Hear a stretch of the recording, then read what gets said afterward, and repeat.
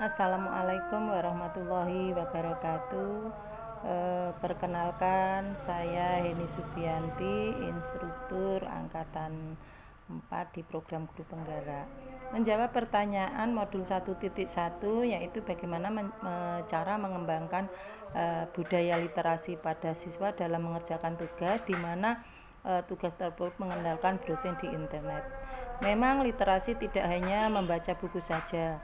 Banyak sekarang di media-media sosial, karena sekarang ini sesuai dengan kodrat zaman bahwa kita tidak bisa lepas dari internet. Untuk itu banyak cara yang dilakukan meskipun menggunakan browsing, karena dengan browsing ini anak-anak dihadapkan pada dunia nyata, dunianya saat ini, yaitu dunia di mana anak-anak harus melek internet begitu. Nah, dengan seperti itu anak-anak akan bebas memilih browsing-browsing terkait dengan apa yang diinginkan, apa yang menjadi pilihannya, karena di dalam browsing itu tidak hanya satu materi saja, sehingga mereka dapat memilih sesuai dengan keinginan.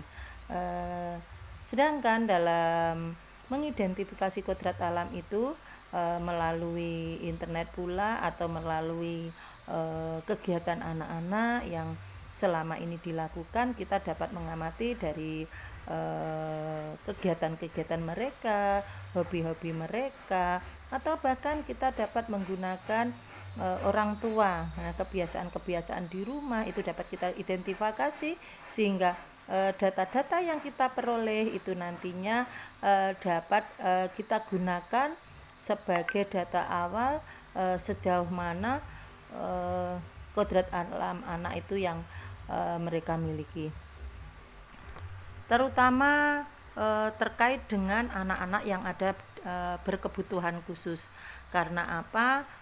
Dalam pengajaran yang berpusat pada anak, kita harus menyadari bahwa anak-anak itu antara satu dan yang lainnya tidak sama, yaitu terdapat keunikan yang berbeda-beda, sehingga kita sebagai guru atau kita sebagai pamong hendaknya memahami kebutuhan-kebutuhan mereka, sehingga nantinya kita benar-benar istilahnya menghamba atau mengikuti keinginan mereka, sehingga nantinya ke depan anak-anak itu merasa bahagia, merasa bahwa mereka apa yang diinginkan itu betul-betul tercapai, sehingga mereka akan menjadi manusia yang mandiri, manusia yang tidak bergantung pada orang lain. Kemudian anak-anak juga dapat mencapai kebahagiaannya, baik itu kebahagiaan di dunia maupun di akhiratnya. Kita sebagai orang tua atau pamong, sebagai guru, hanya memberikan tuntunan, bukan merubah kodrat mereka. Dan anak-anak juga dalam membimbing, kita sebagai guru atau calon guru penggerak tentunya tidak boleh menggunakan daya yang marah-marah. Karena apa?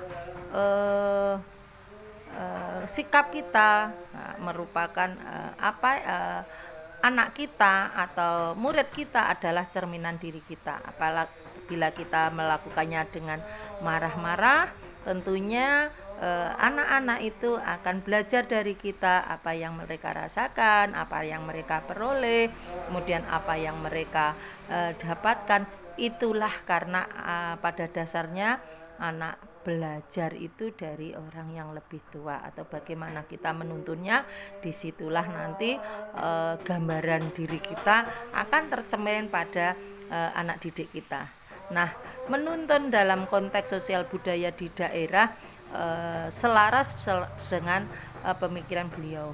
Mengapa begitu? Karena pendidikan kita pada dasarnya adalah menuntun segala kodrat anak dan segala kodrat anak, di mana kodrat itu ada kodrat alam dan kodrat zaman.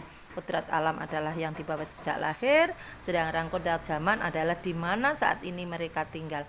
Apabila dalam hal ini banyak masih ditemukan di sekitar kita atau kontekstual anak-anak di sekitar mereka itu banyak yang misalnya syirik. Nah, bagaimana kita menuntun, mengarahkan, membimbing mereka ketika kita ada di depan, kita dapat menjadi tuntunan. Apabila kita berada di tengah-tengah mereka, kita dapat bersama-sama melakukan, dan ketika kita ada di belakang mereka, kita berusaha memotivasi sehingga mereka memahami apa sih sebenarnya yang isu-isu yang berkembang di daerah, sehingga dengan kekuatan profil pelajar Pancasila, di mana di situ di awal adalah dapat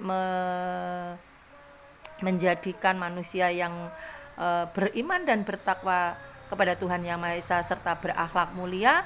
Tentunya hal itu akan dikaitkan dengan hal-hal syirik yang bertentangan dengan agama dan kepercayaannya, sehingga mungkin dengan pertuntunan itu maka secara berangsur-angsur sesuai dengan filosofi KUHD bahwasanya pendidikan adalah menuntun, bukan menuntut ya, untuk menuntut selangsung berubah, tapi menuntun secara perlahan-lahan sehingga mereka dapat memperoleh pendidikan itu, sehingga profil pelajar Pancasila yang terdiri dari 6 dimensi, di mana dapat menjadikan manusia yang beriman dan bertakwa kepada Tuhan Yang Maha Esa serta berakhlak mulia, berkebinekaan global, gotong royong, mandiri, kreatif dan bernalar kritis,